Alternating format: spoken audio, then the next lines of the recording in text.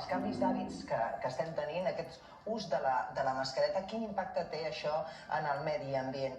M'imagino que quan un s'ha de posar una mascareta ha de tenir criteri per poder decidir quina d'aquestes mascaretes s'ha de posar, i efectivament un dels criteris que un pot tenir és aquest de respecte al medi ambient o d'intentar contaminar el menys possible. Per tant, Rosa, dèiem, l'impacte és monumental, ja ho hem vist amb xifres, amb projeccions. Per tant, un dels criteris a l'hora de triar una mascareta podria ser què? Sí, l'impacte... Hauria de ser què? Hauria de ser aquest. Vull dir, justament hauríem d'utilitzar una mascareta que protegís la nostra salut, però també el medi ambient. I per sort tenim amb el mercat ja la disponibilitat d'utilitzar les mascaretes reutilitzables, que ens garanteixen seguretat, però també la disminució d'aquest impacte. Perquè al final, com vèiem amb aquestes dades, estem parlant de generació de plàstic.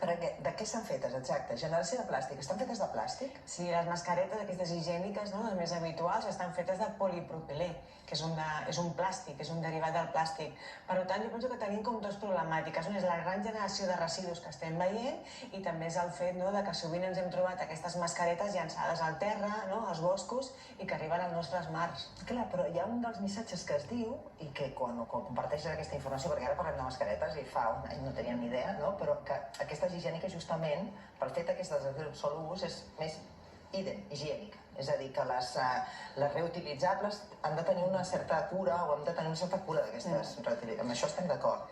El que hauríem d'intentar és trencar aquest fals mite de que l'usar i llançar ens protegeix, perquè això ho hem vist durant dècades amb el tema del plàstic. Aquestes visions que tenim d'aquesta quan anem a comprar aquests aliments sobreplastificats, i el tema que el plàstic o l'usar i llançar ens ofereix una falsa higiene, i això és el que nosaltres realment volem trencar. No vol dir que per ser d'un sol ús això t'hagi de protegir més a la salut.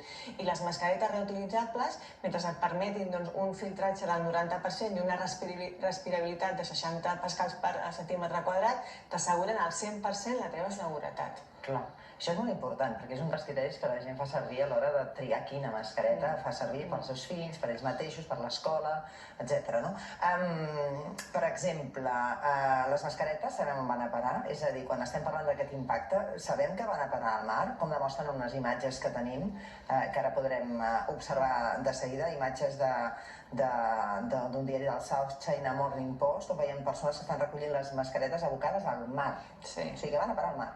Malauradament, el que vam veure, sobretot durant les primeres setmanes i mesos de la pandèmia, és que moltes d'aquestes mascaretes es llançaven als nostres carrers. A Barcelona n'hem vist tots els carrers plens de mascaretes, i moltes d'elles acaben anant a parar al mar, quan on haurien d'anar és al contenidor de rebuig, al contenidor gris.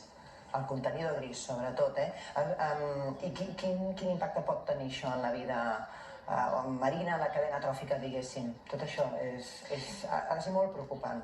Tenim dos impactes. Un és la generació de residus innecessaris, quan existeixen alternatives reutilitzables, i l'altre és quan arriben justament als ecosistemes aquàtics. Nosaltres sabem tots, i ara estem més que sensibilitzats amb la problemàtica de tots aquests residus plàstics que arriben als nostres ecosistemes aquàtics, que influeixen en els mateixos animals que hi poden viure, però i que també tenim perill d'introduir a la xarxa tròfica.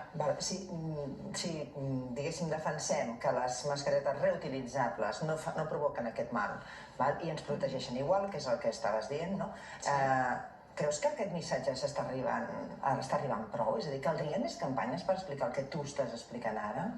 Jo crec que vam tenir la primera fase d'explosió de la pandèmia, que tot era un caos, i tots era un caos, i te'n recordes del tema dels guants de plàstic, que ens obligaven fins i tot a anar a comprar, a entrar a les botigues amb els guants de plàstic?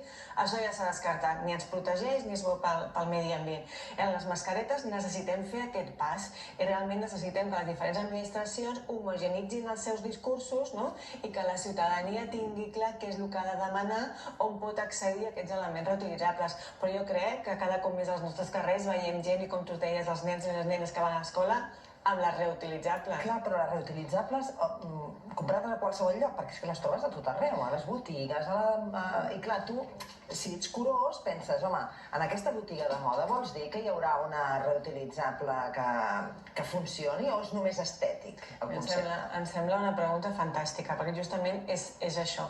Nosaltres ens hem d'assegurar que les reutilitzables compleixen la certificació UNES 0065, que m'indica el que deia abans, 90% de respirabilitat i 60% amb el tema del filtratge dels bacteris.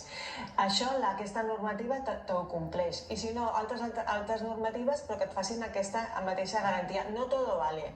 A les botigues que tu dius de un tapabocas, per molt maco que sigui, per molt fashion que sigui, no t'està protegint a la salut. Llavors, les reutilitzables que compleixen la normativa s'haurien de vendre només a punts determinats de venda per saber-ho o senzillament portant un certificat? Senzillament portant un certificat. Tu no aconselles això d'anar a una botiga i comprar-se aquell tapabocas que dius tu que va conjunt amb el jersei que m'he comprat? No, per res, si realment no t'està garantint aquestes especificacions.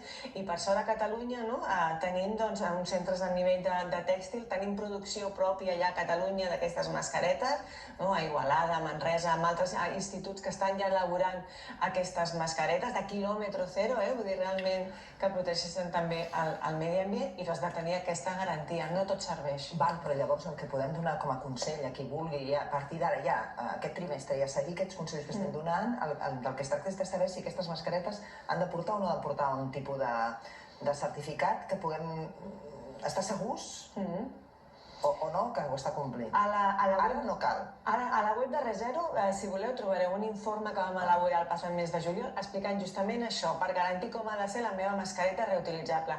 Tu la pots tenir en certificació i recordeu també que hi ha tota una sèrie d'indicacions per poder-te fer la teva pròpia mascareta.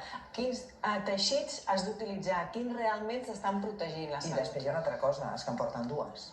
Que ara també s'està veient molt. Exacte. Que això també contribueix a tot plegat a una certa confusió, no? Però és important tenir-ho clar perquè són molts mesos per endavant que l'haurem de portar. Molts. Totalment, ens queda molt encara. Moltíssimes gràcies per haver vingut. Gràcies. Mirarem d'anar-ho aclarint també aquí al Reset. Hem començat aquest nou trimestre aquí.